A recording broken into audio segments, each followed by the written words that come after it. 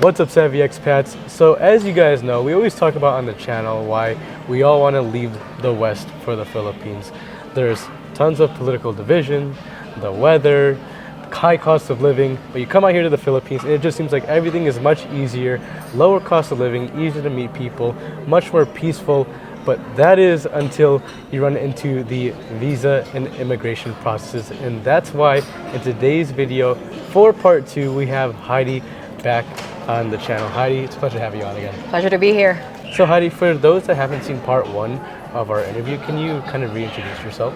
Hi, I'm Heidi. I'm the co-founder and co-owner of CNG Consulting. We are an immigration and business services company where I would like to call us an expat one-stop shop. So we help you with immigration services, business services, and basically everything an expat needs to move here to the Philippines. Amazing. And when did CNG Consulting start?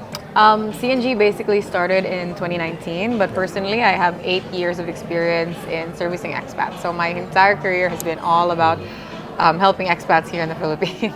That's interesting. So how did you actually get started with helping expats? What got you initially into that niche? I used to work for a Japanese consulting company that basically did the same thing. So that was the entire start of my career. I have a legal background and a background in political science. So obviously I like to know politics around the world. So yeah, that basically started everything. And when I started the company, you know, a lot of expats are actually, I don't know, for some reason they find my English interesting, but I've never lived in the US, so it was easier to communicate, I guess. Right. And you know, that's the one thing that our clients actually appreciate about us is the communication that we have. Right. Yeah. You know what's funny, actually, in our last video, one of the comments said that he thought you were speaking Bohemian. Bohemian. So funny. Bohemian. Yeah. So I don't know what.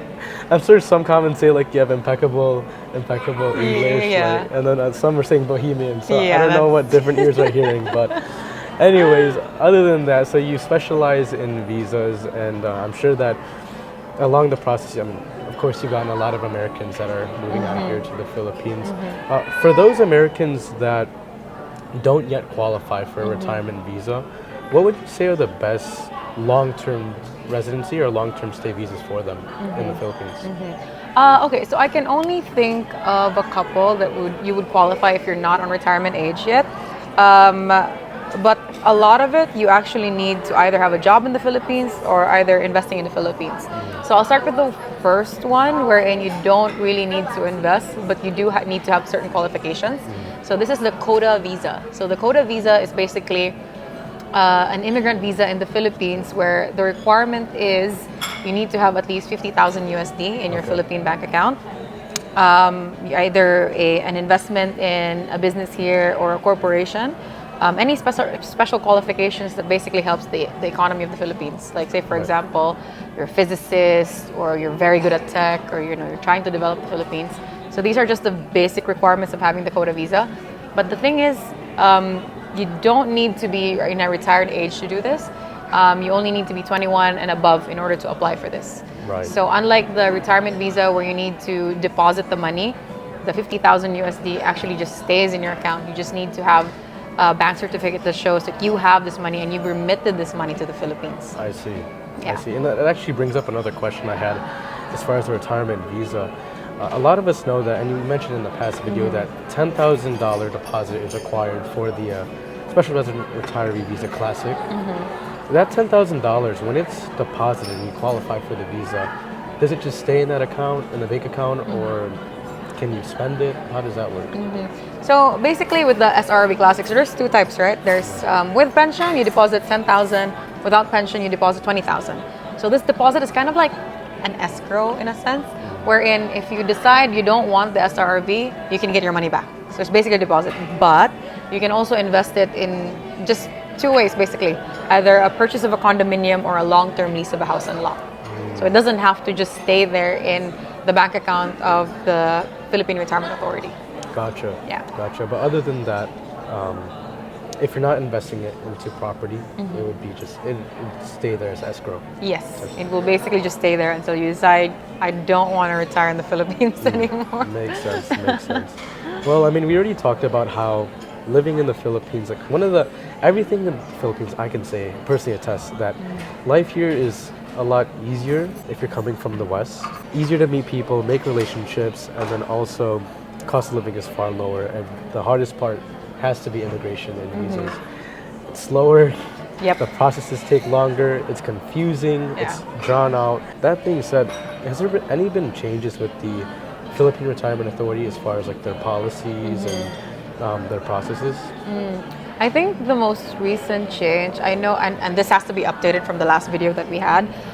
So the police clearance. So before you could do the Interpol clearance here in the Philippines, which would substitute getting a police clearance in your country. But as of April of this year, you actually need to get a police clearance from your country of origin. So for example, the US, either local or FBI, before you come to the Philippines. So Right. this has to be valid for 6 months. So if you're applying for SRRV, I recommend getting traveling to the Philippines within 6 months from getting your police clearance. Gotcha. Yeah, But excuse me, back then police clearance wasn't required.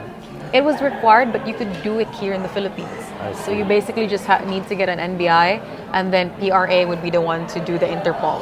Right. But right now, you need to get a police clearance from your country of origin, unless you are 70 years old and above. Unless you're 70. Yeah. Okay. So there's an exception for some of you guys out there, but is there a specific reason why they now changed it to police clearance in the country of origin as opposed to here in the Philippines?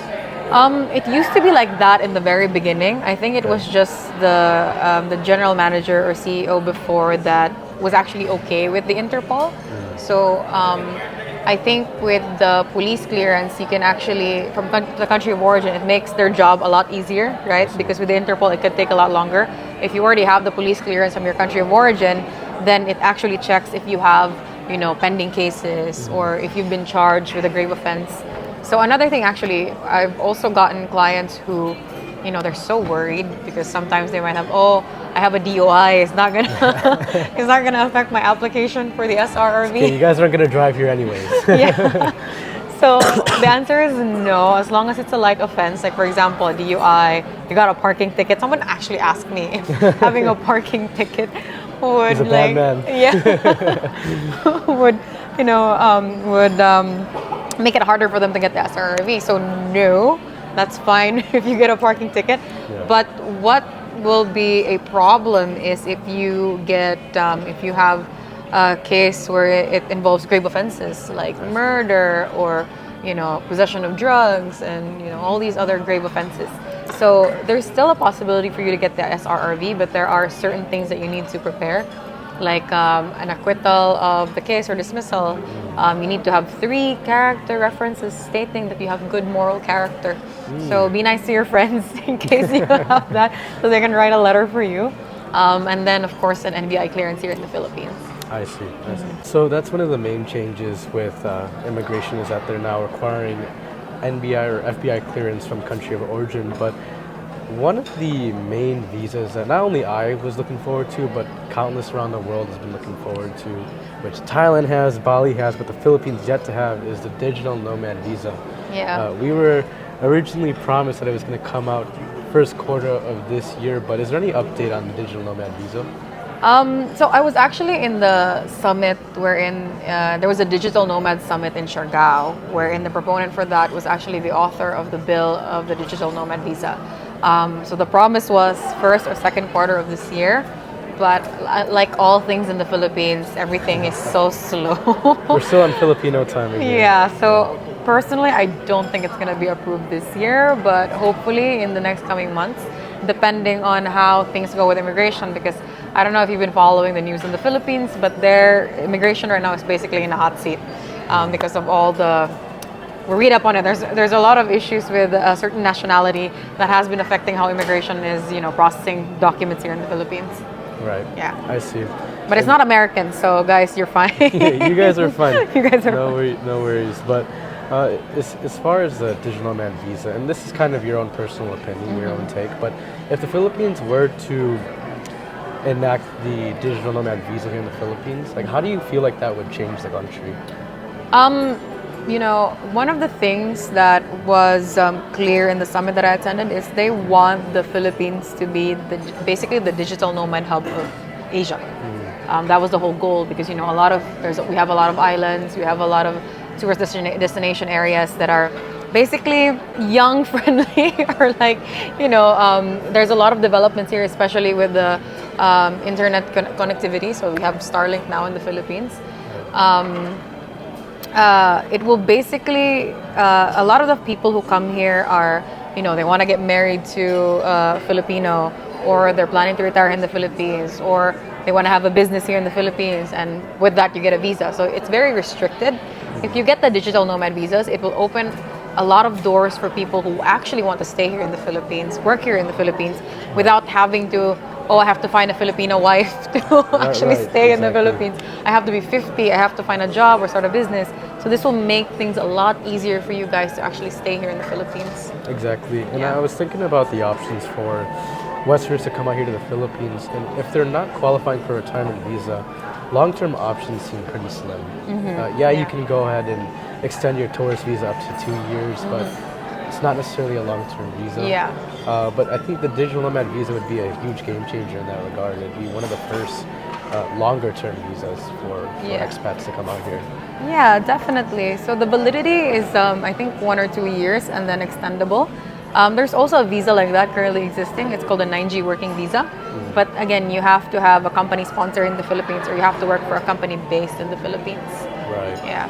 Another long-term visa though. So I'm sure you have clients that are, wanting to come to the Philippines to start a business. So say for example, people who want to start a BPO company.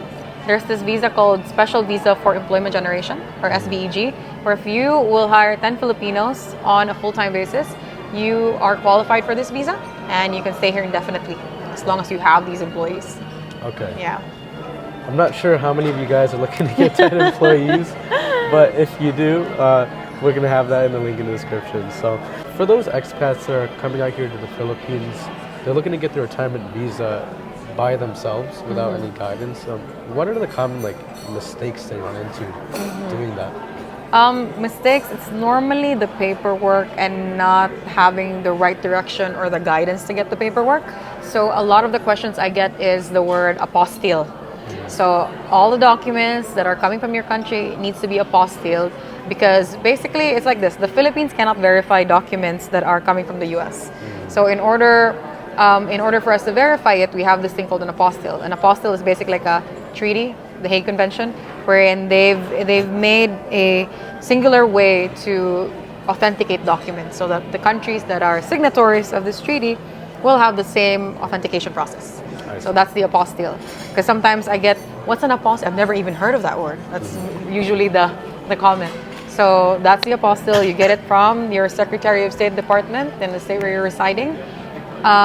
Next mistake would be, coming to the Philippines and not having the right information in terms of the paperwork. So they come here and they're like, especially if you're retired military, right? Or if you've served in the military, there's a SRRV, expanded courtesy. So they come to the Philippines and they tell us, I have my DD-214. I should be able to apply for this visa.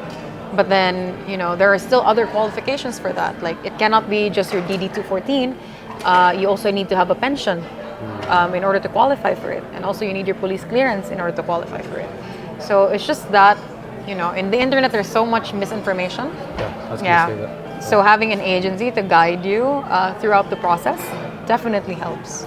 You mentioned the challenges that expats face when trying to get their retirement visa by themselves. How have you guys helped expats bypass those challenges? So basically, before you even come to the Philippines, we will give you the specific documents already that you need, so that when you come here, you don't need to bring anything else. And then after that, we've already prepared your appointments here in the Philippines, the paperwork that you need in order to apply for this visa. So that will basically cut the time frame shorter, because when you come here, it's all taken care of. All you need to do is just show up. Because so this is a scenario, right? The first time I tried to do compliance, which is my career right now, what normally happens in government is they give you a list of requirements, you submit it, and then they'll tell you, oh, actually, you need this notarized, you need 4 copies of this, and you need XYZ. And then you come back, and then they tell you there's something missing again. So working with an agency basically helps you to bypass all of that, because we already know how many copies you need, what are the documents you need, what needs to be notarized, what needs to be filled out properly. If you have this information, will your visa be denied? You know, so it basically bypasses you have to go back and forth the agency, and saves you time from lining up at the agency. Oh, completely. Also, you get like other tips as well as like don't wear shorts at immigration. Yes. The amount of people I've seen go to immigration wearing shorts, they have to go an hour back in traffic to change and an hour back. It's ridiculous. So there's so many regulations, so many policies, so many undiscussed things on the internet that you can offer them. Yeah. That we often don't hear about ourselves. We discussed the other documents that the expats should bring over from the States to get their retirement visa, police clearance being one of them, but what other documents should they prepare in their home country before coming out here to the Philippines to get a retirement visa? So, proof of pension, which is your either Social Security or private or public pension. Basically, the pension that PRA requires is a monthly annuity, wherein you're gonna get this for a lifetime. So that's the proof of pension that you need. Again, the police clearance. And then if you've served in the military, the DD-214. Now, a lot of our clients actually come here with the intention of getting married too. So I also give them advice. Sometimes they ask me, oh, these are the requirements for the retirement visa. I'm going there, and when I come there, I'm staying there like full time. Like they don't plan on going back to their country anymore. So if that is your plan too, I suggest getting your birth certificate apostilled as well, and then your divorce papers if you were divorced before. So if you have all these documents, you can get married and get a retirement visa. So just to be ready.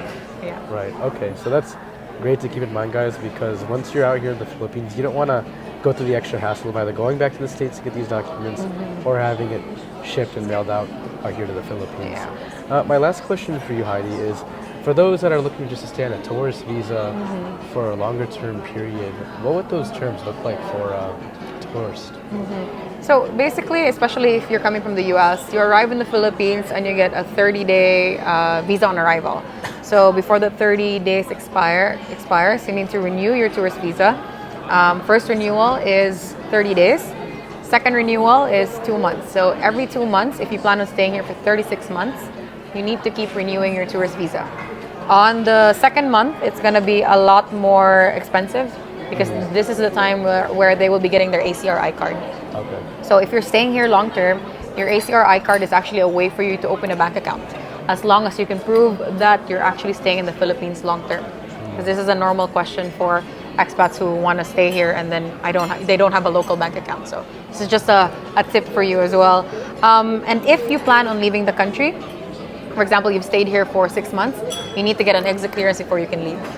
And if you exit the country and you come back to the Philippines, that basically restarts your 36 months. Right. And how long would they have to be outside the country for? I recommend being outside for at least more than a week, so that you won't get flagged. Okay. Yeah. What if it were to be short, like 24 hours? I would not advise that, because sometimes, when you go out and then come back, it would be kind of like suspicious to immigration while you're doing that, or you're coming too much. So I recommend being out for, 1 week or more, especially now that immigration is actually a bit stricter than before. You couldn't suck up to immigration or something like you missed the Philippines that much. You had to come back. Yeah, well, it depends on the immigration officer, So you don't want to play games with that. Yeah, and you might catch them on a bad day. Exactly, which is nearly every day. Yeah. Okay. Well, those are the main questions I had. We pretty much answered all of the most pertinent questions regarding retirement visa, updates with digital nomad visa, and how the tourist visa works. So, Heidi, as always, it's a pleasure having you on. Thank you so much. And if you guys have any other questions, feel free to leave it in the comments down below if you're concerned about more with retirement visa. As for now, we're going to be talking more about visas in the future of the channel. But hope you guys enjoyed this video, and we'll see you in the next one. God bless. Bye.